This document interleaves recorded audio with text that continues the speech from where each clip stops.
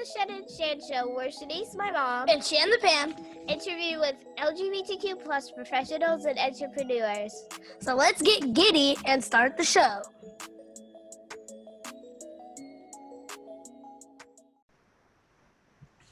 Alrighty, guys, welcome to the Shen and Shan Show. I'm Shan. And I'm Shenice. And today we have Claire.ensslin as our special guest. We're so happy to have you, Claire. Claire is a filmmaker, which is really, really cool. I don't think we've had a guest that is into filmmaking, producing, anything like that. So this will be definitely a very unique episode. I think the closest thing we've had is Johnny. Well, he was out in New York studying to be an actor. Yeah. But I don't know if he really got into Jack the producing. Berger. I mean, he's kind of in that line of journalism, writing and stuff like that. So this is great. I'm really excited to get a behind the scenes look at exactly what producing and filmmaking is all about and the work that you're doing out in New York. I mean, it sounds amazing. So Claire, please introduce yourself to our audience, give us all the background there is to you, and we'll go from there. Amazing. Thank you so much for having me. My name's Claire. Yeah, you said that. I go by they, them pronouns. And I'm newly out as gender fluid. I'm really early in my transition and this might evolve more. But I think it's kind of maybe nice for people. I know I'm really hungry to see people early in their transition and see what they look like later. So I'm really happy to be here, have a record of this moment. I work at Now This. I'm a director and video editor at Now This, but I do have a few shorts that I've made, and I'm trying to make my first feature. I'm 30 years old, and I've been chewing on a script for a long time, and I'll probably make a new script. I don't know. It's kind of, my career's kind of in a weird place, but I'm a filmmaker. I'm a director. That's really what I want to do. I like working with actors. I like deciding where the camera goes. That's what gets me out of bed in the morning. So that's amazing. Yeah. Now, give us a little bit about where you're from. Where were you raised? Bring us up to date. Yeah, I'm from Alexandria, Virginia. And then I came to New York as soon as I got out of high school. I came straight to New York to go to film school, and pretty much stayed here in New York. I'm in Brooklyn. I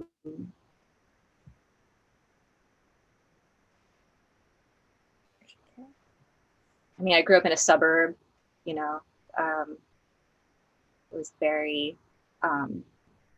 was very segregated. I don't know. Yeah. I was really messed up.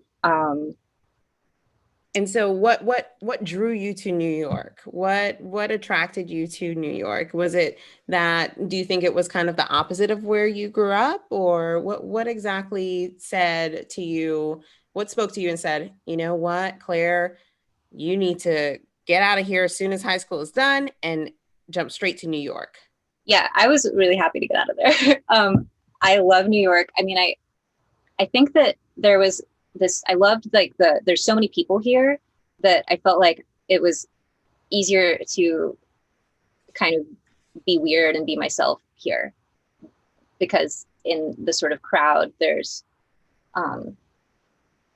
you could kind of be really weird walking down the street and no one will really notice because there's a whole lot of people and there's a whole lot of weird people here. And I found that really inviting. And at the time when I first moved here, I was really excited by everybody here works really, really hard. They push themselves really hard. Mm-hmm. And that really excited me. And I'm starting to feel like, I think I might move to California soon. I'm starting to feel like kind of tired of that, but it would really appealed to me when I first got here, the kind of everybody's really tough and fighting to live here. Yeah, definitely. Yeah.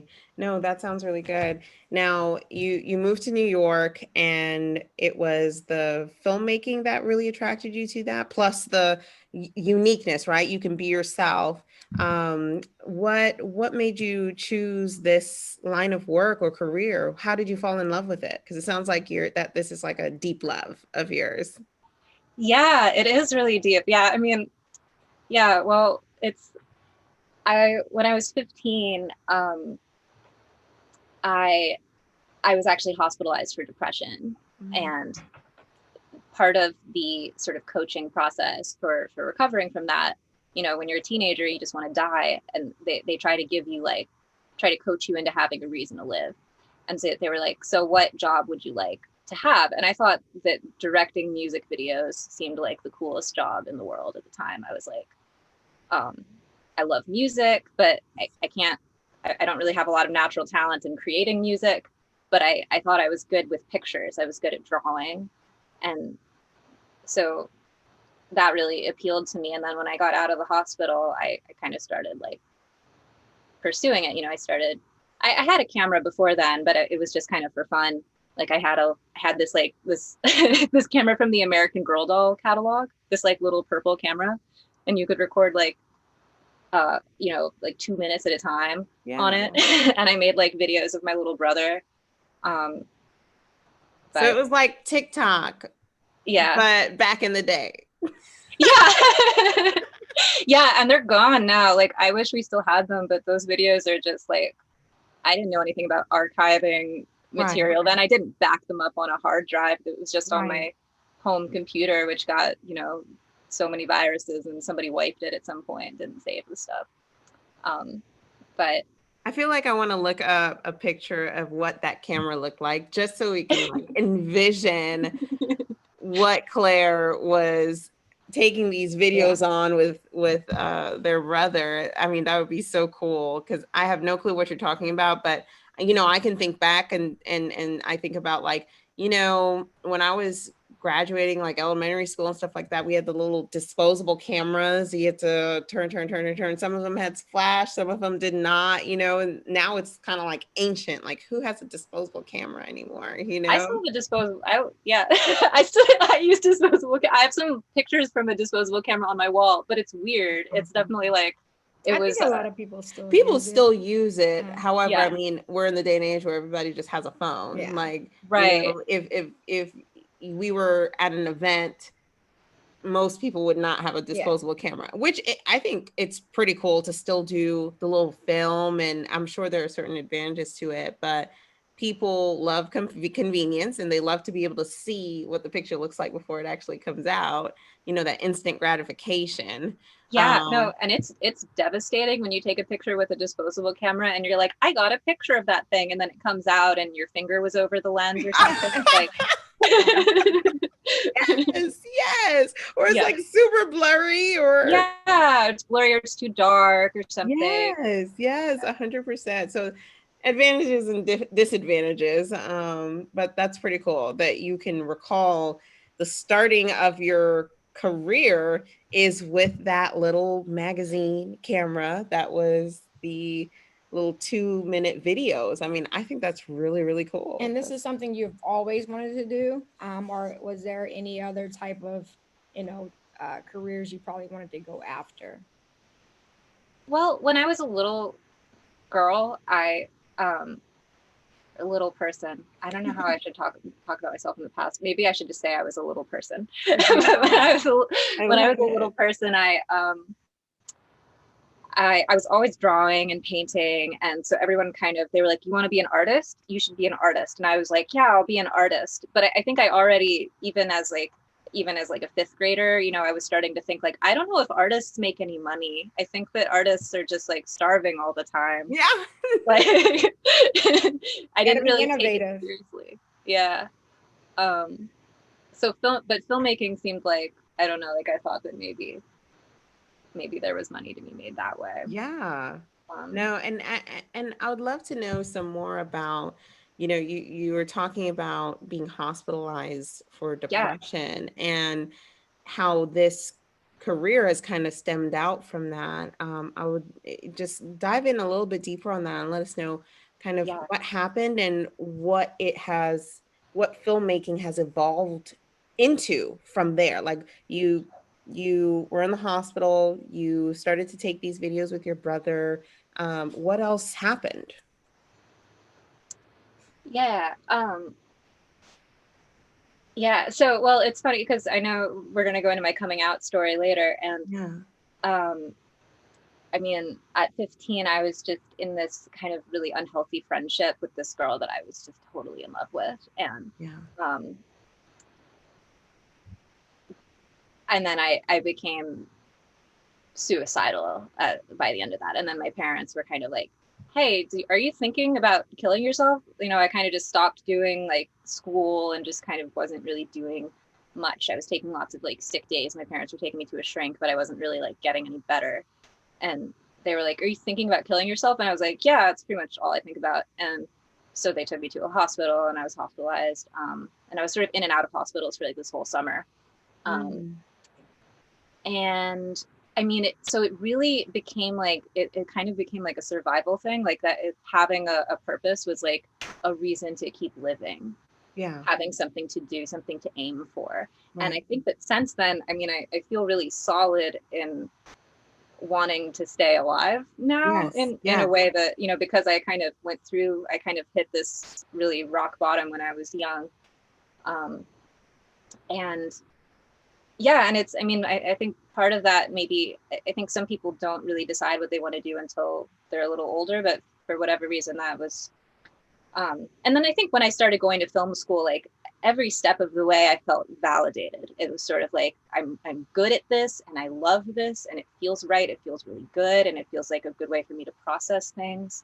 My first festival selected short was about having an abortion, which I had around that time. And that was a really helpful way for me to process what I was going through. Right.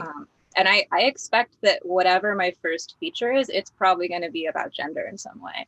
Like, Yeah. I feel like this sort of processing that I'm doing right now of sort of this will become, it'll inform a movie in some Right. way. It'll like manifest itself into your life's work. This is going to be a piece of your life's work. And to get that out. So what I want to ask, what was the defining moment at that hospital or going through therapy at that hospital that made you decide that your life was more valid? And I understand you start going to film school and everything and kind of identified to help you get to that solid point, but what happened?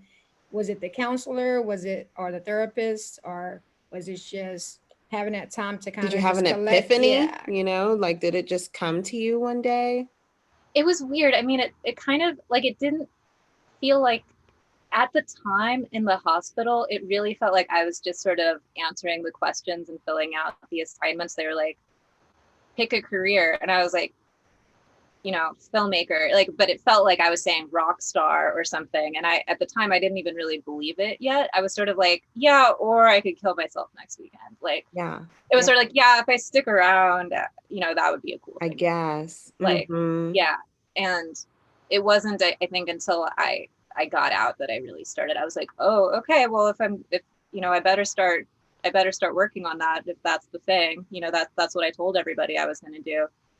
You know, so I don't know if it was, I mean, I definitely had some moments working with counselors that helped me change my thought patterns and stuff, but that was really just more of a passive, like that was something I was doing on my own, is the filmmaking thing. Is that was just a question that came up over and over in the sort of written assignments that we do to level up, to prove that we were well enough to be released into the world.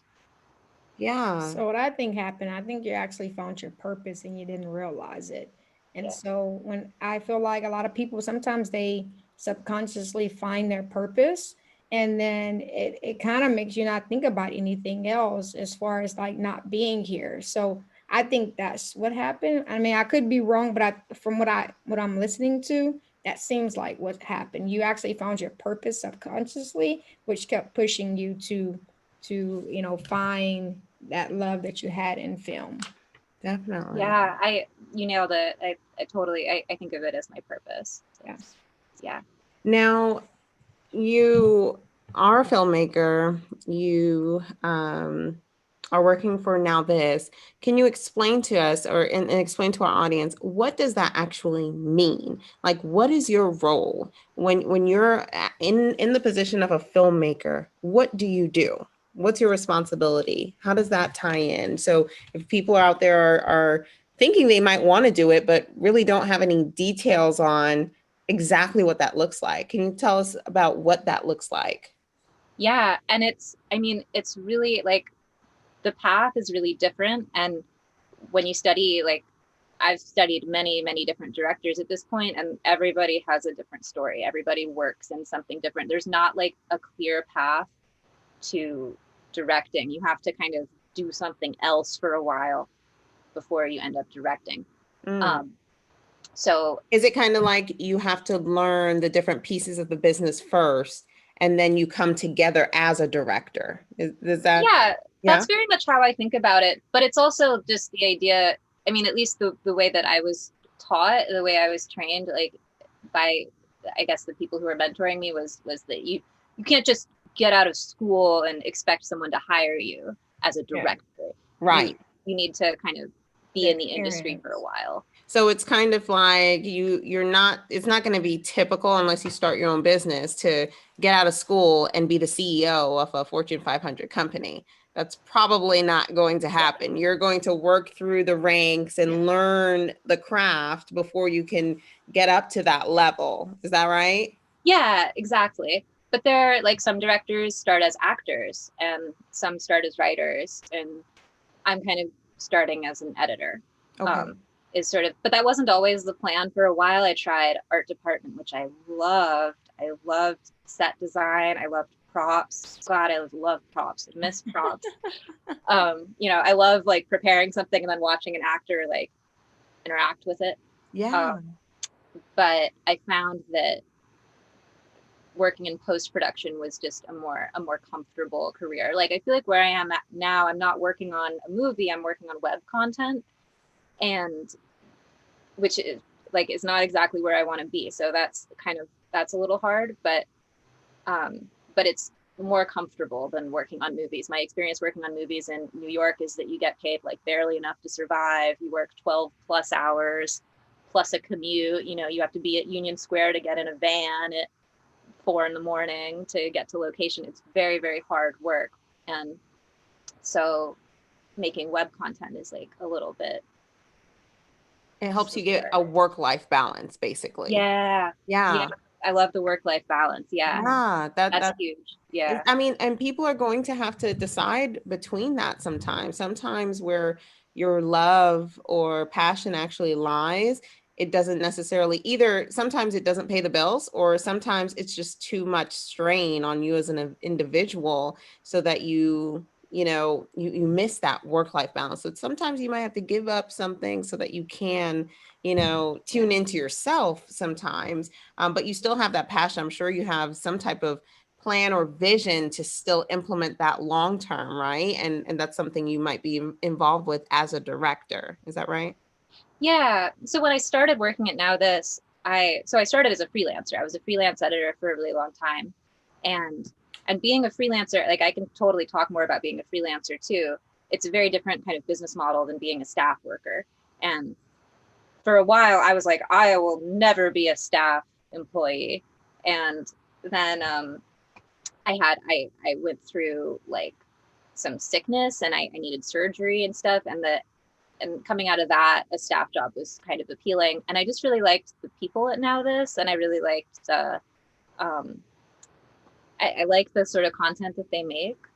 Before that I was working at Time Inc., which is a little more centrist, and Now This is like more progressive, and I really like that. Yeah. I get to work with a lot of people of color at work, and like I'd like to work with even more, but Right. we need more in leadership. We have room to improve, but I like working at a diverse, progressive workplace where I can be myself at work. 100%. And I love that you just said that. You compared, kind of the culture of two companies. And I think that a lot of the times in life, we go after positions because of pay, or we go after it because it's just the position we always wanted. And sometimes we lose sight that we should actually be looking at a company's culture, how they treat their employees, what the balance is there, how they interact with each other. Like if I'm looking for a job, the first thing I'm doing is going to Glassdoor to read reviews and to like see how they treat their employees and how employees like being there. Yeah. Because that's super important. And my background, well, I have my master's degree in human resources management, and even before I got that, I was very much all about culture, because it's so important. I mean, I want to be a part, if I'm going to work, I want to be a part of a company that takes care of their employees and employees feel good about working there. And everybody can be comfortable, right? And be leveling up, growing together, learning together, having a diverse workforce. Those are things that are really important to me. And sometimes we have kind of tunnel vision. We're just focused on, oh, I just need to get a job, or we're focused on, oh, I just need X amount of salary. When is that salary really worth it if you go there and you're miserable? Right. Yeah, for sure. Yeah. So I love that you said, you want to be a part of something or a company that's a little bit more progressive and that's a little more diverse, and you are comfortable being yourself there. Is that correct? Yeah, that's a huge thing. I definitely act more like myself at Now This than I have at other jobs. I felt like I needed to be more like buttoned up in some ways. And Yeah. No, that's great. Now, at Now This, how have they as a company or the employees as a culture made you feel more comfortable to not be so buttoned up? What have they done there, or what type of environment is there that allows for that? What are people supposed to look for? yeah, that's a good question. I mean, the immediate thing was that I was in so many workplaces where I was the youngest, and then at Now This, I'm finally like, I get to work with a lot of young people. That's like really huge, and I Yes. think that younger people tend to be more progressive. Yeah. Not not to say anything, not that there's anything wrong with older people. Happy to Of work with older course. people too, um, but they're and I like that the audience. So before this, I was actually working. I did a lot of work for Golf Magazine, which was like I enjoyed working on. Like I'm proud of the work I did for them, but I was sort of making videos that my friends would never see naturally. I don't Yeah. have any friends that play golf. It's like for old white men was the Yeah. audience. But at Now This, we're making videos for um, millennials and Gen Z kids, and um, so that I really liked making content for people that are actually kind of in my demographic. That's Um, amazing. So the yeah, audience is important. So I guess, for people who are in that um in that sector, that could be really, really important. Like, how are we missing the boat on looking at the audience? It's not as enjoyable, I would assume, to create content for that demographic that you really can't relate to versus now. Is that right? yeah, yeah. It's nice making content for an audience that I can relate to. Yeah. Um, that's definitely nice. And I don't, and I also think that um, the culture, like I think the president of the company is like a really good guy. That's something that appealed to me. That I talked to one of my coworkers before I took a job, and he was telling me about how at other companies he'd worked, like the president of the company would be a total asshole, and that would kind of trickle down Oh, to wow. everybody. But 100%.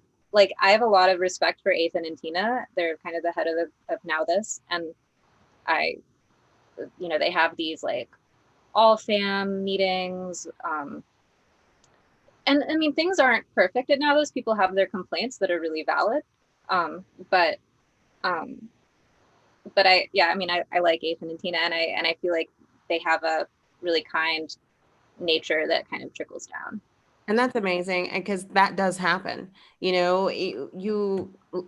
Everything is led by example, in my opinion. If at the top the culture is not good, that will likely trickle down to the rest. And nobody's going to be perfect. So no matter where you go, there's going to be someone complaining about something, which can all be valid, but we're all just, human beings trying to move forward on a path and, improve. And as long as these people we're working for or that are at the top of these companies have our best interests at heart and are truly working towards the bigger goal and making their employees feel valued and that, it's a good environment in place. I mean, I think that's all that's important because there's never going to be a perfect place for all. There's just, Yeah. it's unrealistic to think that, right?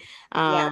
So I mean, I think something that would really excite me about if I were to switch companies, I would look for diversity in leadership, not just in the employees, but like in the top leaders are there people of color up there?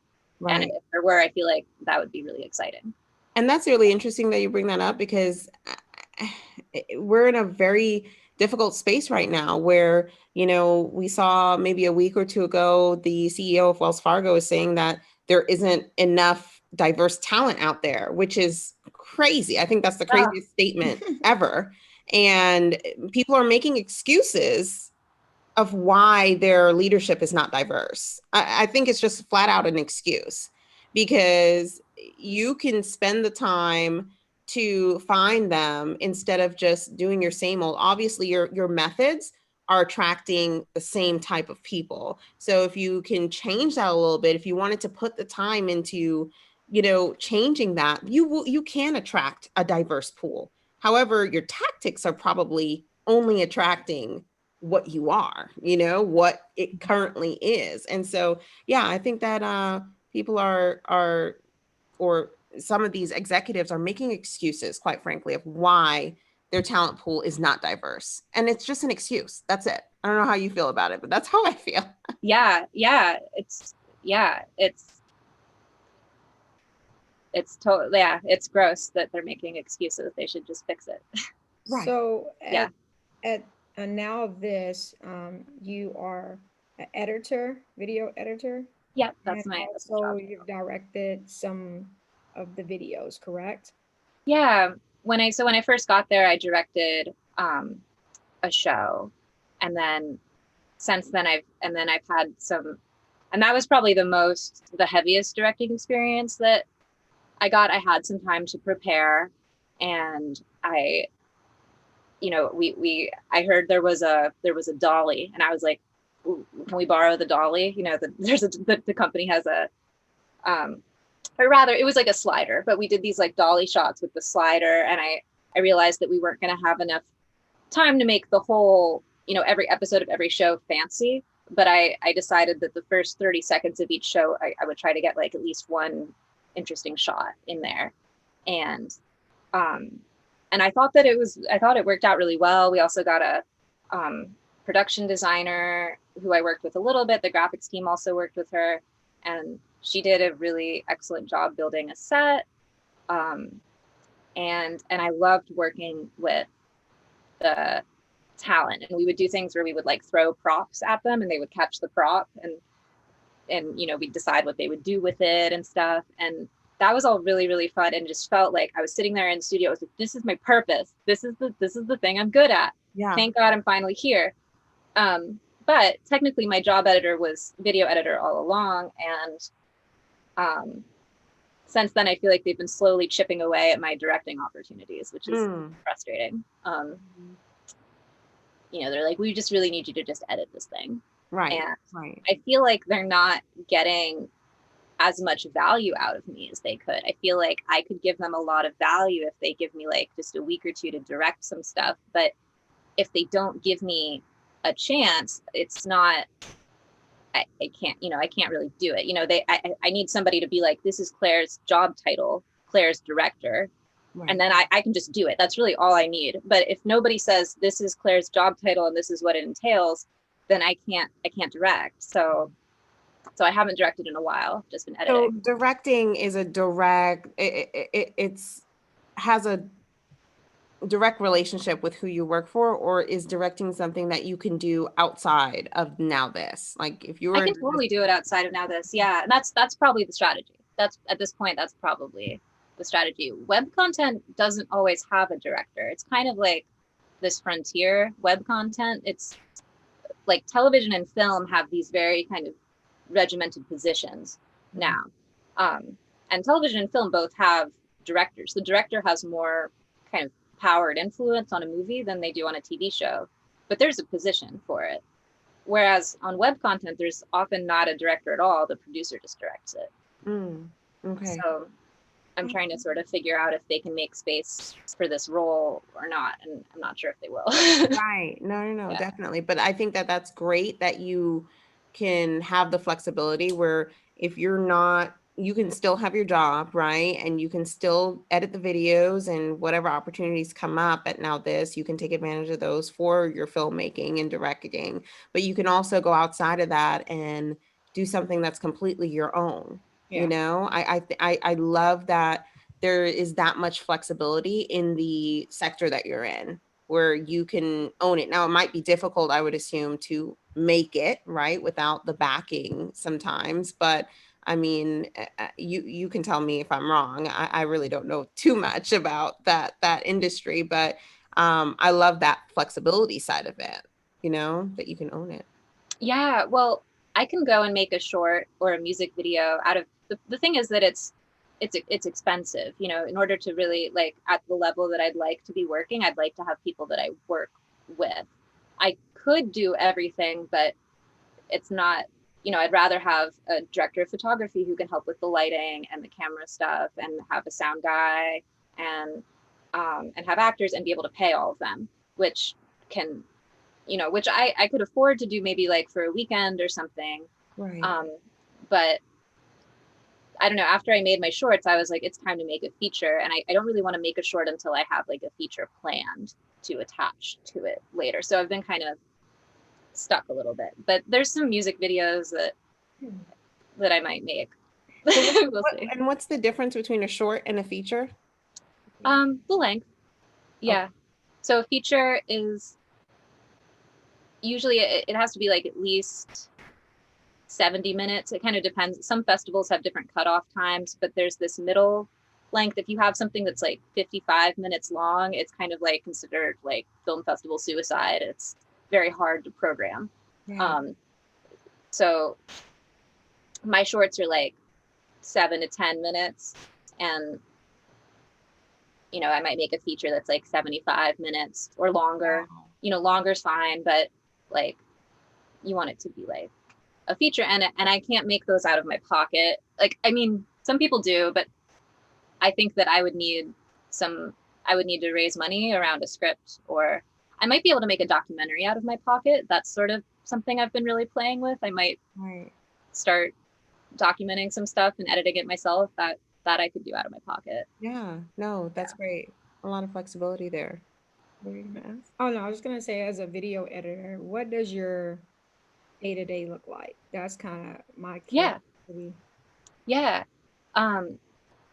So it's like I get different assignments. So for the last 6 months, I was on an assignment where I would get scripts, which I find kind of, as a creative person, I find it a little bit boring, but it is what it is. There were these newsy videos. So I would get a script and I would get a pile of footage, and I put the footage in a sequence, and then I assemble it according to the script, and then I put music underneath it. I pull music from a stock music library, depending on what I think it needs. And sometimes I need to pull footage from a stock library like Getty to put on top of stuff, depending on what kind of piece it is.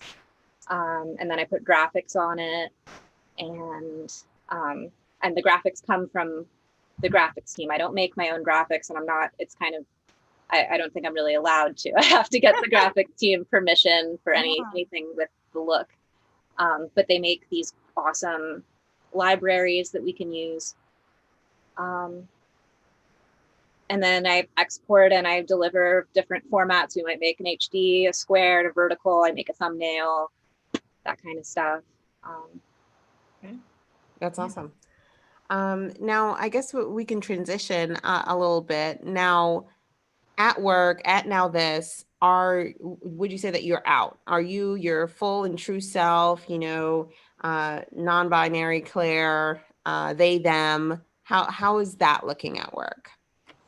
I am out, and it was actually one of the first places I came out. And as soon as I came out, I quickly went to one of the Pride ERG meetings. We have several ERGs at, so the parent company of Now This is Group 9. So the ERGs are through all of Group 9. So I was interacting with a lot of people from other brands who I never saw back when we worked in the office. So that's been really interesting. But anyway, I just hopped into a Pride meeting, and then I was immediately invited to the Pride Planning Committee. They sent me a bunch of swag. I got they sent me like a Pride water bottle and a Pride t-shirt. And I just felt really welcomed immediately, which was really, really cool. I think more companies should be like that. And I know Now This was also, I came out in Slack and everybody commented emojis. People were really supportive. And I think that as a newsroom, they're excited to have, I'm the only non-binary person at Now This right now. And I think they're excited to. That you know of. Yeah. Right? That I know of. That's right. True. And how many employees do you think are there? Oh, I don't know. I might get this wrong. Okay, that's okay. Do you think, is it like a couple? Might be 100. Okay. So I mean, it's a good size pool. So there could definitely be someone who is non-binary, they're just not out, or there could be someone who's just not really figured it out, who's confused. Right? Oh, I bet there's plenty of people in that situation. Yeah. So I want to kind of talk about, because you had kind of like two coming out stories in your personal life and at work. So can you kind of walk us through, because before they, them, you did identify as she, her, correct? Correct. Yeah. Okay. So kind of walk us through that transitioning phase and your actual coming out story, and however it goes. Yeah. So, well, was it just May? I think it might have been April. So maybe sometime during quarantine. Sometime during quarantine. COVID. I mean, during quarantine, we had a lot of time to just be alone. And I stumbled into a Dorian Electra music video. Okay. And I was I think the first time I saw Dorian was in, it was actually a 100 Gex music video. And I was like, who is this goblin person? I can't tell what gender they are. And then I really got into their other music videos. Career Boy and Flamboyant were like really important to me. I have Dorian's record label right here. This is what Dorian looks like. And I just was like, this seems really important to me. And I just kind of kept watching these music videos over and over and just showing people. I was like, I'm so excited about this. Have you ever seen someone express their gender like this before? And I don't know. I think probably a few days later, I started questioning. I remember telling my friends it sort of felt like my, female identity had just kind of shattered. Like it just kind of it didn't work anymore. And I was like, okay, I think I'm questioning now. And I was sort of like in this questioning stage for a while. I'm officially questioning. And then, I think it only took a few weeks after that to sort of land and be like, okay, I need to, and then I sort of needed to pick the right words, but I was sort of like, I'm definitely not female, okay, I'm in this space now. Let me figure out the words. And I think I decided to lead with gender fluid. We'll see if that changes, but non-binary works, genderqueer works.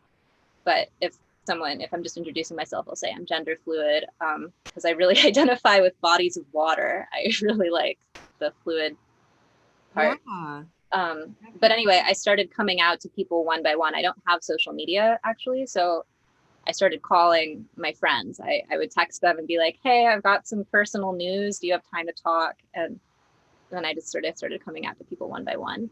And I'm so grateful that I have really wonderful friends, and everybody took it really wonderfully. And I was sort of like, I'm gonna roll out they, them pronouns, but I still need to tell other people. So don't call me they, them yet. I'll tell you when. And then I got like maybe 10 of those or something.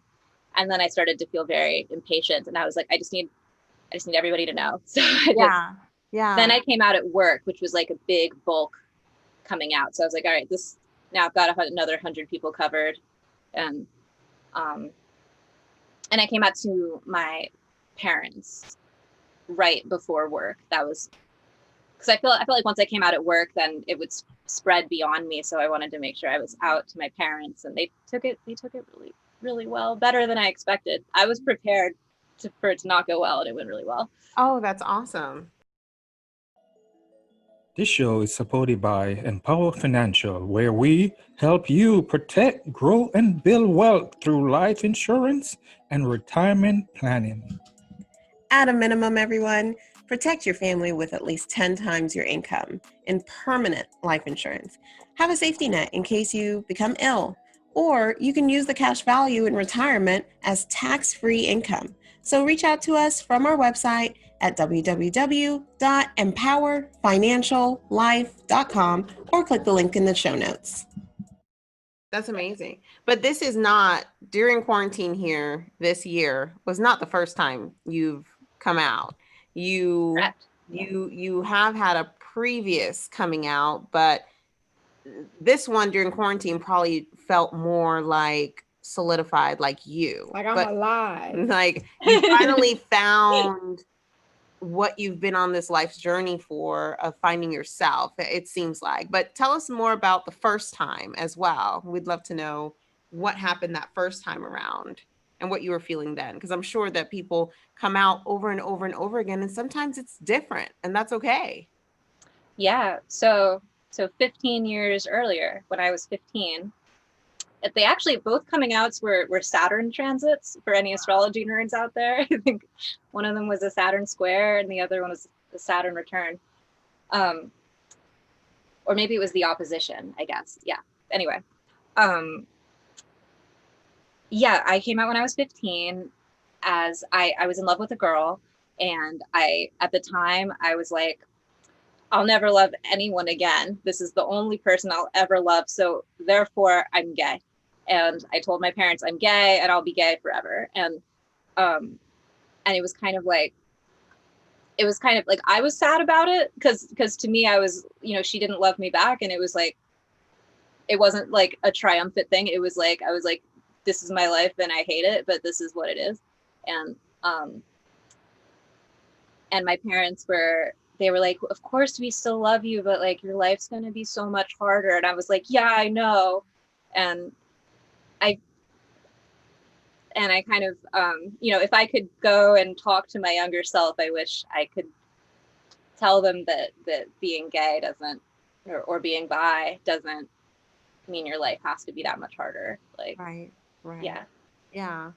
No, definitely. And what made you came up with that, saying your life doesn't have to be that much harder? Because I know a lot of people in the LGBT community, they feel like it is going to be harder. So maybe what could you tell them to make them think differently about being harder?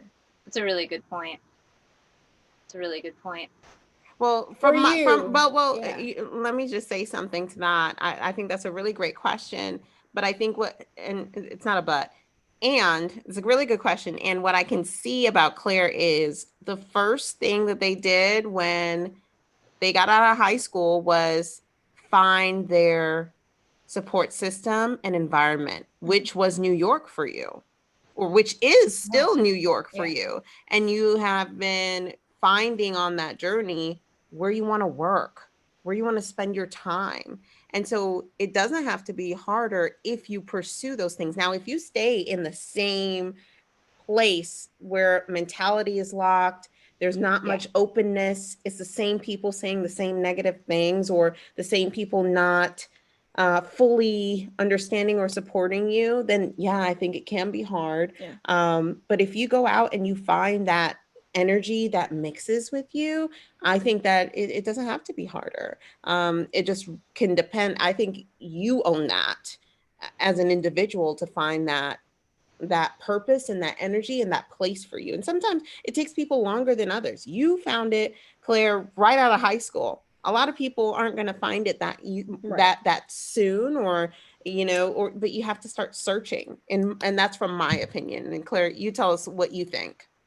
Yeah, I mean, I guess maybe like it is harder, but I think when I was 15, the message I had never seen a successful gay couple before. And now as an adult, I've seen queer couples that are so happy, that are so happy together, that really work. And maybe the greater society is still challenging in some ways, but like people can't be out at every workplace, for instance. But I think that there are gay couples that are really, really happy together and really fulfilling relationships. And I wish that I had seen more examples of that when I was younger. Yeah, no, All right. definitely. Well, talking about couples, are you in a relationship? It's complicated. I'm sort of partly in a like a relationship that's both new and old. That's kind of like we're kind of in an open poly relationship, which is kind of a new thing I'm experimenting with. But I also still kind of identify as single in a lot of ways. Like I feel like he's kind of in a relationship with me, but he's also dating other people. And I'm kind of in a relationship with him, and I'm not, and I'm also just being really single and just taking lots of space. Like, so in some ways I almost identify as single, but I'm not quite single, because technically the last conversation I had with this guy, we're kind of like exes that were hooking up, and I was like, maybe instead of being exes who are hooking up, we could just try calling this a poly relationship and see how that works. And that's something I've been really curious about, that I think he'd be really open to, that not every one of my past partners would be. So I thought it would be cool to try, but I'm also not in a big hurry to bring anybody else into it on my end, because I'm just taking a lot of space to figure out who I am right now. So, obviously he knows about your transition to date them. How does he feel about that, or his reaction, or yeah, he's been pretty supportive, which was actually a good kind of a big reason why I liked keeping him around. Is just like, I don't know, sometimes I get scared, like what if nobody's ever attracted to me again? And then it's sort of, I'm like, okay, I can cut my hair short, I can wear a binder, and he's still like, he still likes me, he still finds me attractive. So. And I know that a lot of people worry about that. I mean, a lot of us are so self-conscious, and that's the first thing we think about.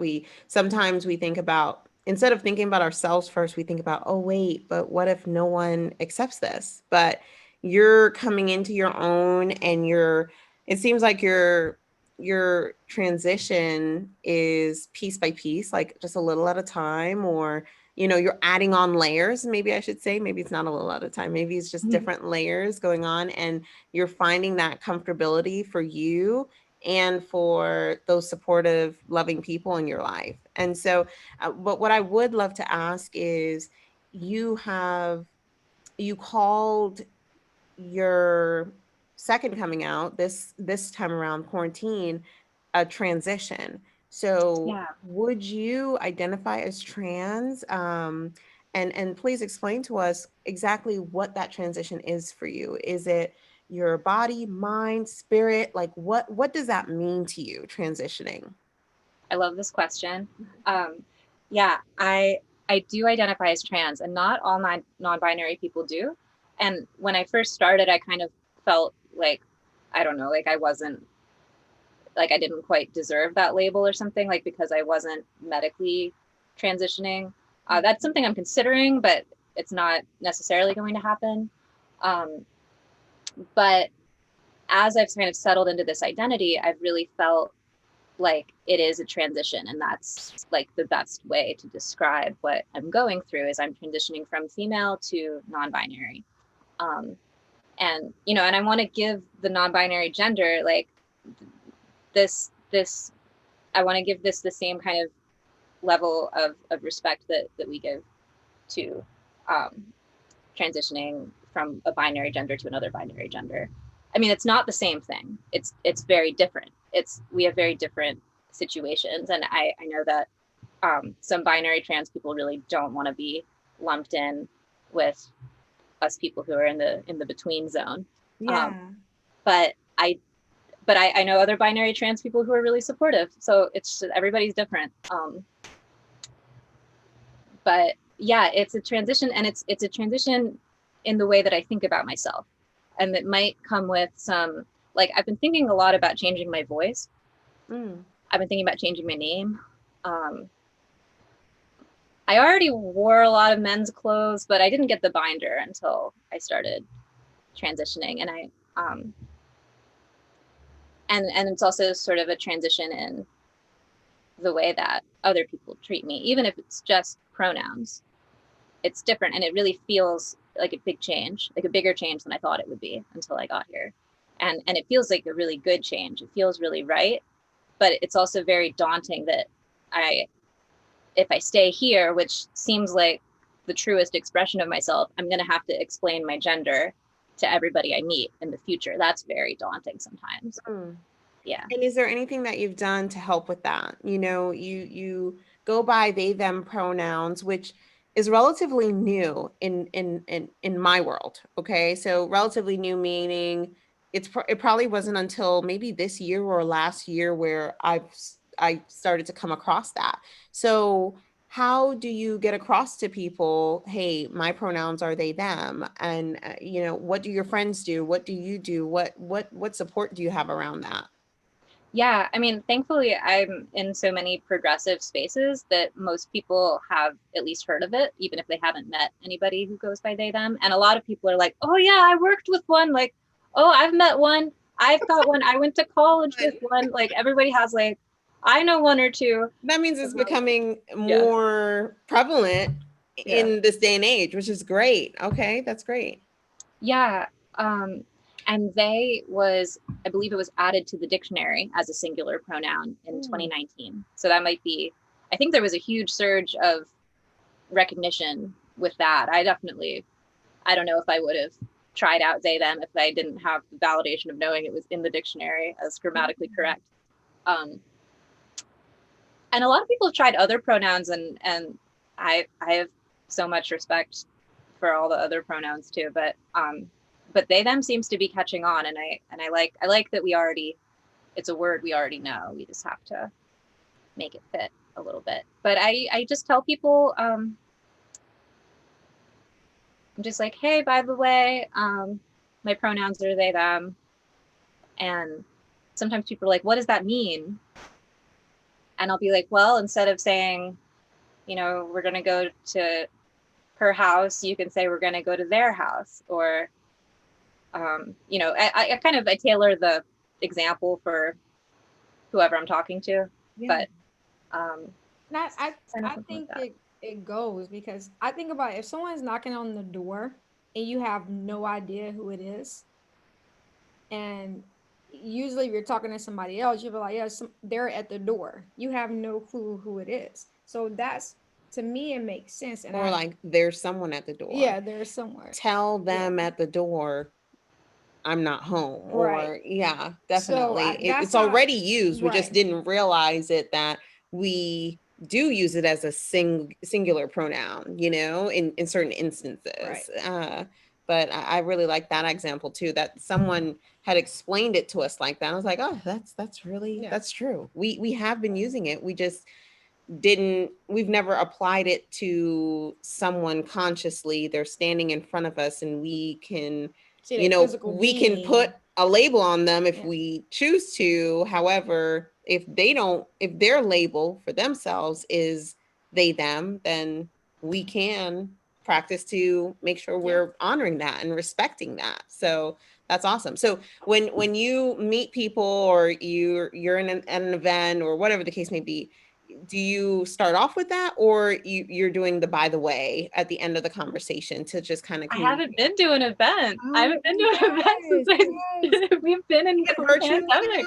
Have you done anything virtually that maybe you have had pretty much everything virtually I've done has been spaces almost, I guess there was only one time where, like, most of the virtual spaces I'm in are queer already, and people already introduce pronouns, or they're like activist spaces which people introduce with their pronouns.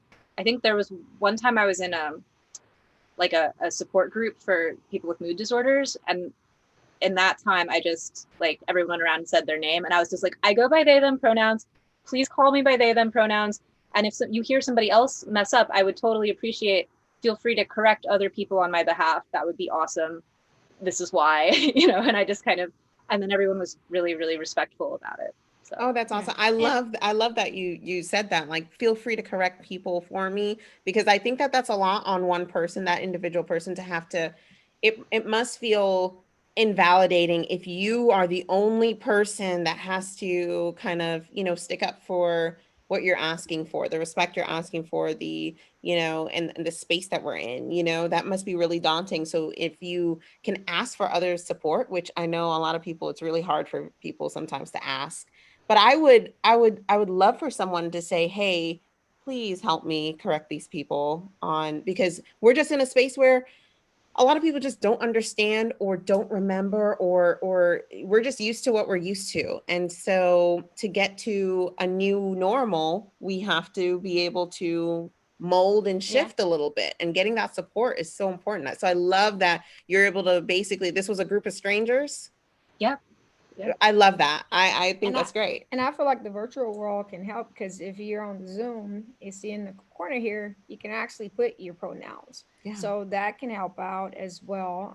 But the fact that you are very adamant about speaking that up front, letting people know, and not ashamed of it, is it's kudos, because I think it's Yeah. amazing that you're able to have that courage to do that. And hopefully anybody that's listening to this, they have the courage next time they out. Don't be afraid to say who you are. Yeah, I think that that could be really encouraging to say, oh my gosh, well, Claire, when they introduced themselves, they said, hey, I'm Claire. I go by they, them. Please, you know, feel free to correct anyone, just so you know. And they can be encouraged and maybe move forward with doing something like that in the next virtual environment, or, you know, when we get back to the new normal, whatever that's going to look like, they can do that as well. I love that. I would never thought of that. And I love how you're just owning it, and you're just like pushing forward, and you're kind of demanding your respect, which is amazing. Which I think that more people in our community should do.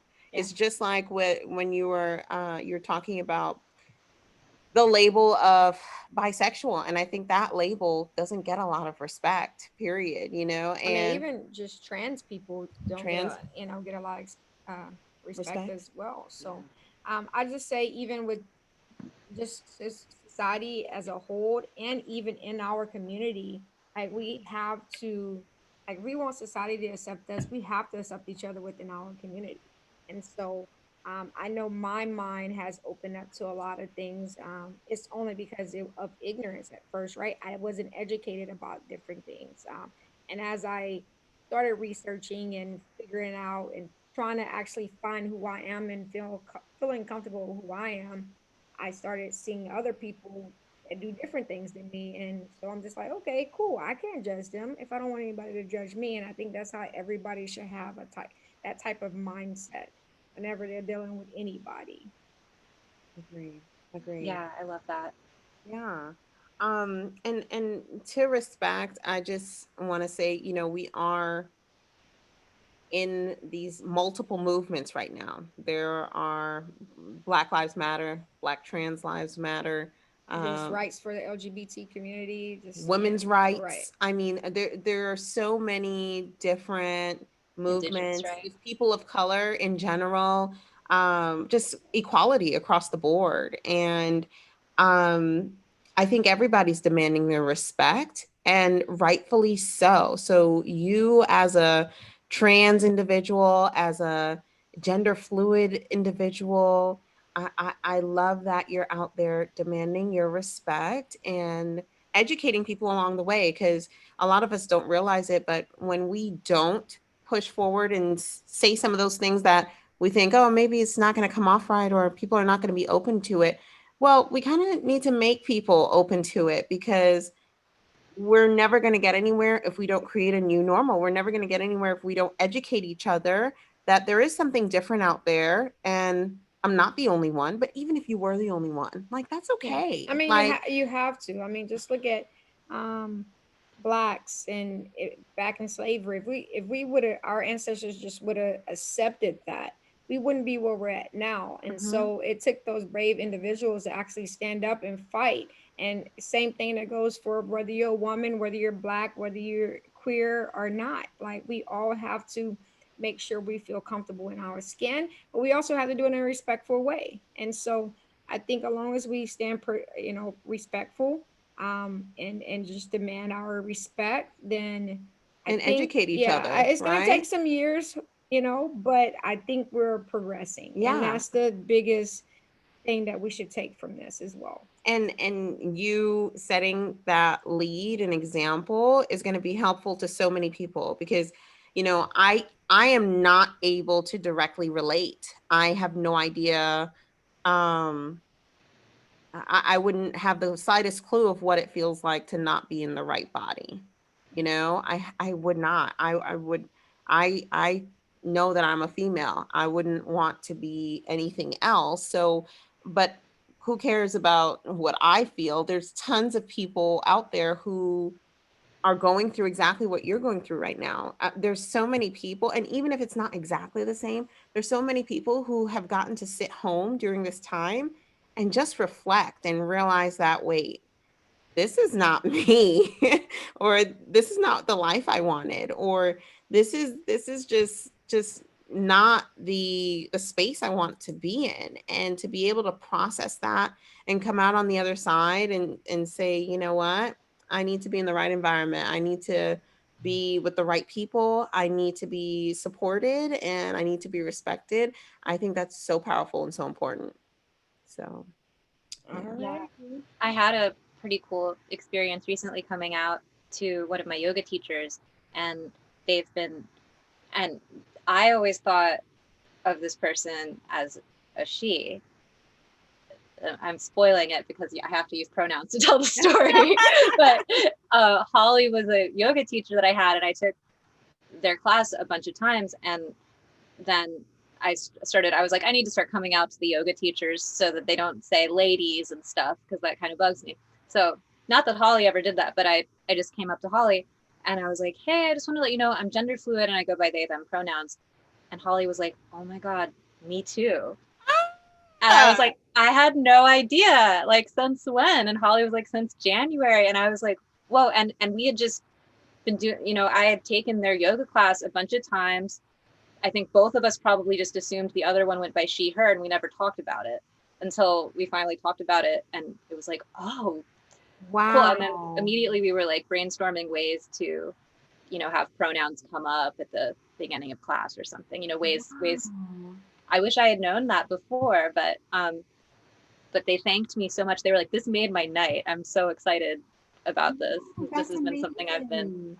It's like feeling. opening a door for openness and like new introductions. Like you can know someone but not really know them because there's this piece of themselves that could be kind of hiding or not really sure what to do or whatever the case may be. And it's funny because on Facebook today, I was in one of the LGBTQ groups that we typically volunteer with, and we went in there and I saw this article that someone posted basically saying you should put your pronouns in your email signature.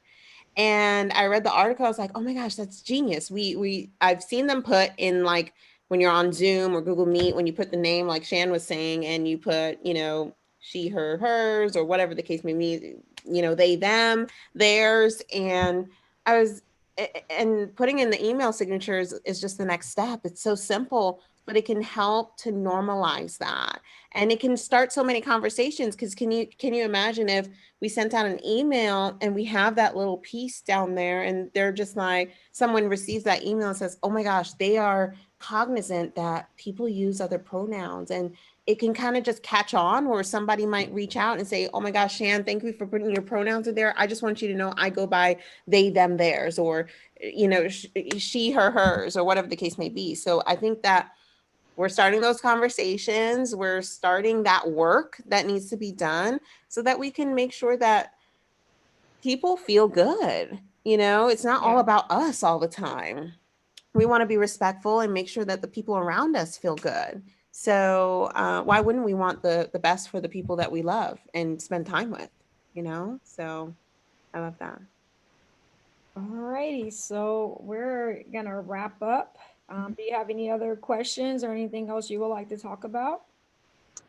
Well, I just wanted to, you were talking earlier about enslaved people and so like a reframing of history that you've probably heard of, but something that I've thought of recently, that I was exposed to recently, is like in school we're taught that the Emancipation Proclamation is what freed the enslaved people, but actually they were freeing themselves. Right. And I'm sure you know that, but I think that's a really important way to think about history. And you know, everybody has to free themselves, and we can, and Right. we will. Yeah. Totally agree. Totally agree. 100%. No, I think that's a really, really good point. And unfortunately, the way that history has been written, it's been written by the same type of people. So it takes a different set of people to bring out the truth sometimes in history, or that other perspective, or the truth. Right. And so I think the same lies in our own hands when we're writing our own stories and histories. And, we need to be able to, like you said, like set ourselves free and start changing the dialogue. We have to start somewhere. Yep. And that's what one of the things that we're hoping to do with this platform. So we thank you. Naps. Thank you so much. I mean, I love that other people are tuning into that and seeing what we haven't been shown before and seeing it as true. So that's amazing. Alrighty, you ready for the wrap-up questions? Or you I'm have, ready for you have more questions? Or okay. Alrighty. So question number 1. You want me to start? Yeah. Alrighty. What would you say is your best money habit? So I use the Mint app. That's probably my best money habit. You can input it, it tells me if I've made a profit, certain months. So it'll kind of like sometimes I'll spend a lot of money and then it tells me, it's like you lost money this month, and that's probably my best money habit. I'm not always perfect about spending, but at least I know where I stand. Yeah. Yeah. I mean, knowledge is power. So if we live in the age where we don't really use cash, especially during COVID. I mean, a lot of places don't even accept cash right now. So COVID is even springing us into more of a swipe world where you're just using a debit or credit card all the time. So it's very easy to lose sight of how much money do you actually have left. Yeah.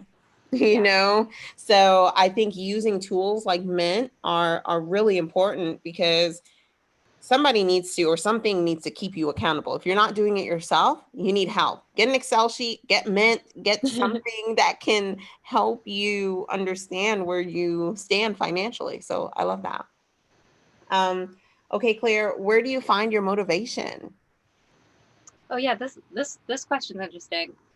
I mean, the most obvious answer is like watching movies. Like I love watching movies. But I sort of feel like any filmmaker would say that. Like I wonder but that always just brings me back home. I'm like, oh yeah, this is what I want to do. But traveling helps, and surrounding myself with inspiring people like you two. I'm really happy to be here. Thank you. Yeah. Okay. Alrighty, next question. What advice would you give to someone in the LGBTQ plus community that would like to advance in their career or level up in their business? Yeah, so a piece of career advice that I always like to give to people that I feel like, especially as an AFAB person, like career, I was thinking earlier, like career is kind of coded male. Like it shouldn't be, but it's kind of like, it's like a male thing, and it's only like more recently that women were allowed to have careers. And I think that a lot of times we like negotiating the salary is like important. And I think when I was younger, I was very much just like, oh, whatever, I'll just take whatever money they have. Like, and when it comes time to negotiate the salary, do that really thoughtfully and carefully, and know what you're worth, and don't settle for less than what you're worth. And what I did was like, I called up a cis straight white man who worked at a similar company, and I was like, may I ask like what you make? And he's like, oh yeah, I know what like a bunch of people make at that company. You should land at 85. And then I asked for more than that. Yeah. expecting to land at 85 and I landed at 85. Oh, And- that's wow. amazing. Yeah. Congrats. No, Thank that's you. awesome. I can totally relate because I was when I was with Microsoft and I was getting promoted, I didn't know that you could negotiate, right? And I kind of tried, but I kind of didn't whenever I moved here. I got promoted again, but because I was moving from the Northeast to the South, the pay bands were different. And my manager at the time, who would have been my manager once I got promoted, told me, oh, it's not much of a pay increase because of, this is a Southern region. And that's just the pay. Now, of course, come to find out, once I got into the role, that all of the other managers who were a lot more experienced than me, I was a green manager. However, I was, although I didn't have as much experience as them, I feel like I put a lot of work, effort, like my strengths really shined. So I won't say I was better than anyone. However, I think that I should have started at a much higher pay that was more comparable. I mean, it was just the difference was huge. It was a huge difference in pay. And I don't think that I should have been paid less just because it was my first management position, and I had no experience because my qualifications and what I bring to the table is valued a lot more than that. So I would have been fine getting paid less than the other more experienced managers, but not to the level that I accepted. So really, looking back, I should have just said, no, I can't do it for that. I would like X. However, I didn't. But moving forward, once I moved to HP, I definitely negotiated. I negotiate, period, going forward, because typically they have room. Typically there is room. And I love that tip because, yeah, the first thing I do now, I said it earlier, I go on Glassdoor and I look at reviews. I also look at the salaries, like what is typical salary? And I love how you knew you wanted to land at 85 and you're like, okay, I'm going to go ask for more so that they can leave that room for countering for that negotiation, right? And it was scary. Like, it was scary. Like, I told them I was worth like 98,000. I read that you were supposed to have a very specific number. So I did some math and I came up with this very specific number. It was like $98,906 or something. And I was like, I don't feel like I'm worth that. But I but I was like, but no, I was just like, no, I have to ask for it. And Yes. and then I landed where I wanted to. So. That's amazing. I love that. I love that piece of advice. That's great. And I also love that I love how you worded how career is coded male. It is coded male. It definitely is. And so more of us females need to fight for equal pay, like, and getting paid what you're worth. Don't just take the first offer if it's not what you were expecting or not what the industry standard is, or what they're paying at that company. So love that. Love all of that. Yeah. Now, and I also think like pay transparency is really great. Like if I was at the top level of a company, I would just have a spreadsheet. I'd be like, this is what everybody's making. Like, I feel like if I knew, that would be so great. So I try to tell people when it comes up, I was encouraged not to tell people what I make, which I think is gross. So I tell people what I make. Well, that's been the norm. Yeah. I mean, for generations, people think it's taboo to share the salary you make or the amount of money you make. Sometimes a violation, so you have to be careful Violation of what? to share your salary. Violation of what? Like the company policy? Yeah. Why is that the company policy? That's because they don't want to be transparent. Yeah. They don't want to be called out right. on the fact that there's such a crazy pay gap. They also probably don't want to stir up trouble, but if you have a solid foundation and way you do things for pay raises and how people negotiate, who cares? Like, I love the idea of pay transparency, because it's like, okay, if you want to earn more, this is how our bonus structure is, and this is how our yearly or twice yearly increases work your ass off, do the best job you can. And that's how it works. I think that it shouldn't be taboo. People are so hush hush about it. And I think it's gross too. So, but Yeah. That's my I opinion. think they're upholding the wealth inequality, Yeah, don't talk about it's a it. violation because it's that they made that company policy not wanting to. Yeah, I'm not saying that it's anything right about it, but Oh, I'm I just know, saying there I know. are, protocol violations of sharing your salary. So, but I get your point. Don't go stirring everything up at your job.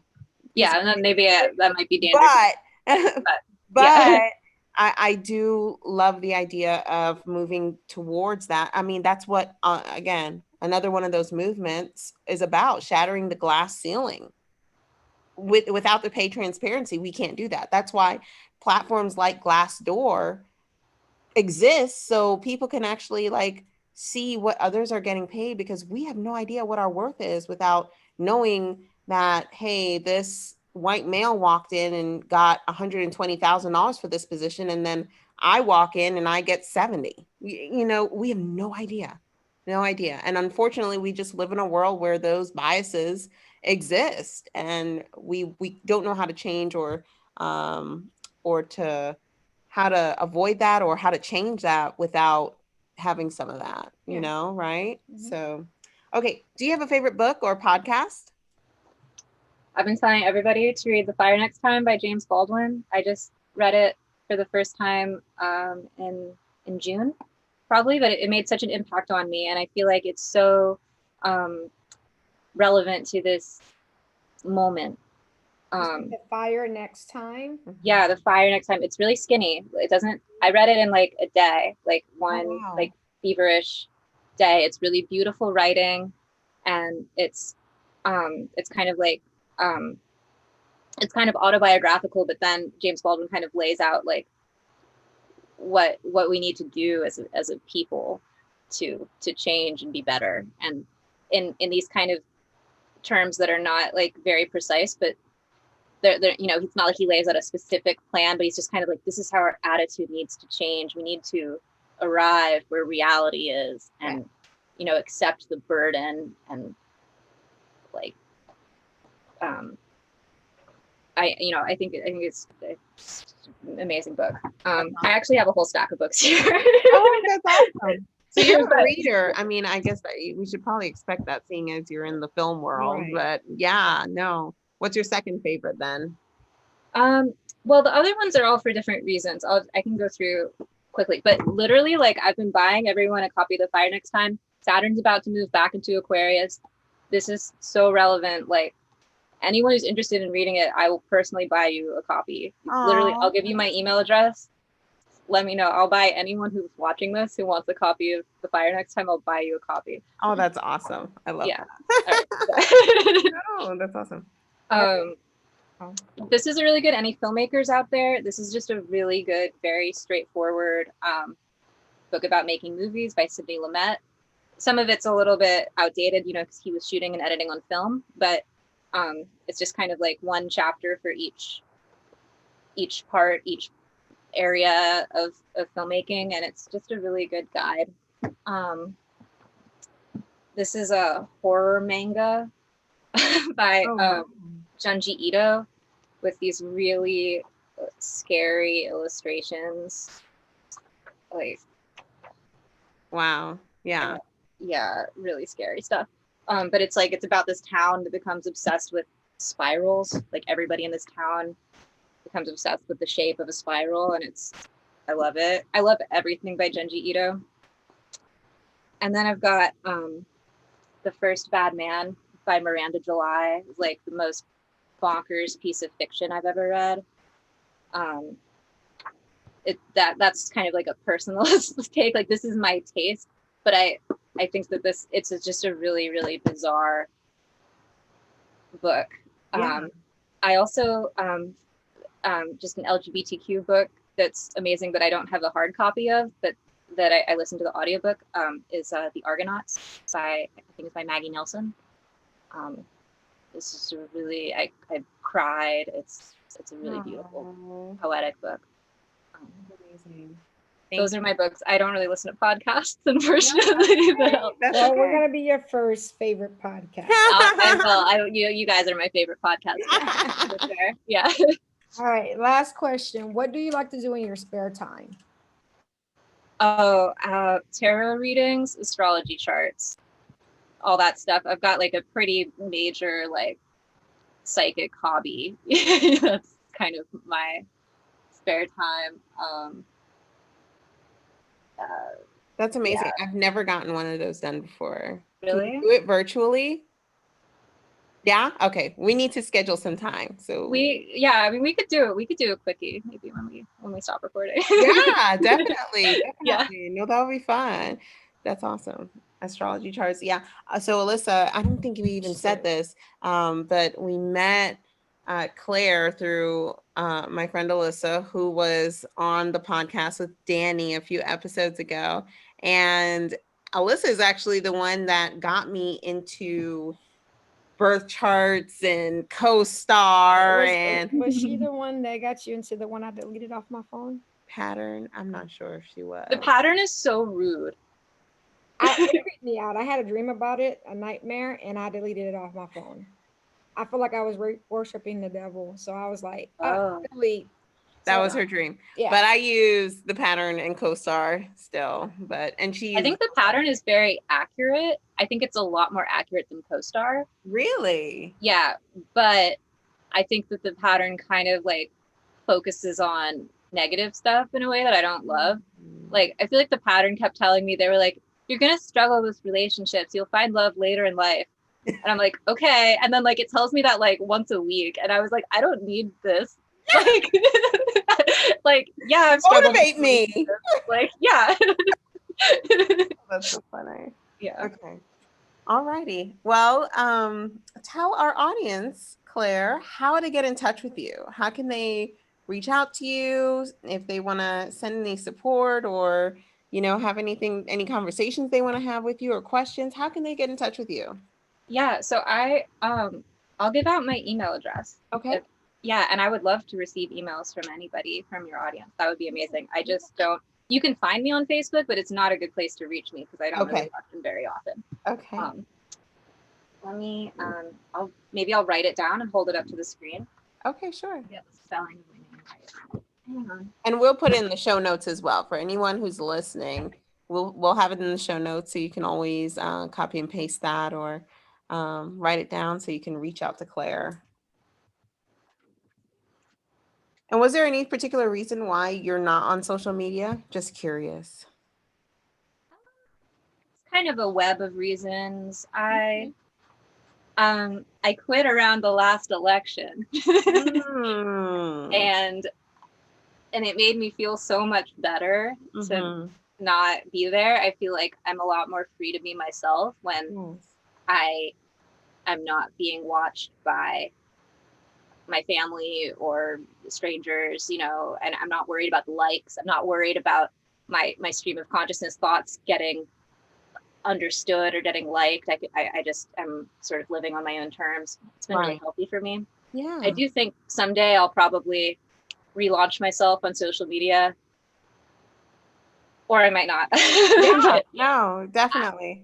I also don't love giving money, or giving I don't pay to use social media, but they can sell my data and do bad things with it, and I don't like that. Right. Yeah. Okay.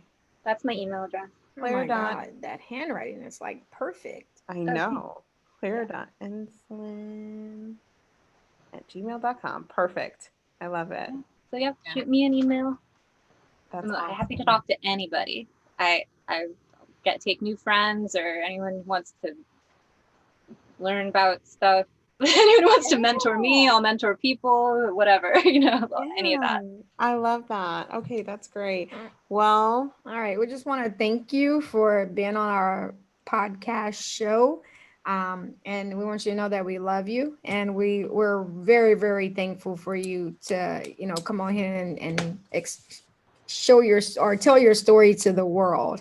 And we want you to know that keep it up, and we hope we see some films here soon from you. We're gonna give you that good vibes to go that way. And we really appreciate you, Claire. Definitely. It's been such an honor, and thank you so much for being so transparent and sharing your story. I know that you're going to continue inspiring so many people. So I love what you've done already, and we are not even out of COVID yet. So I can only imagine the impact you're going to make once we're done. So thank you so much, Claire. You have a wonderful day. You two are amazing. Thank you so much for having me. You're This was a really welcome. cool experience. I'm Bye-bye. excited to listen to the rest of your podcast, see who else you get on here. I Yeah. always get ahead of myself sometimes. Thanks for watching. Like, subscribe, and share the video to your friends. In the comment section down below, write how good the video was. And if you're listening to the podcast, make sure to hit a 5-star review. Bye!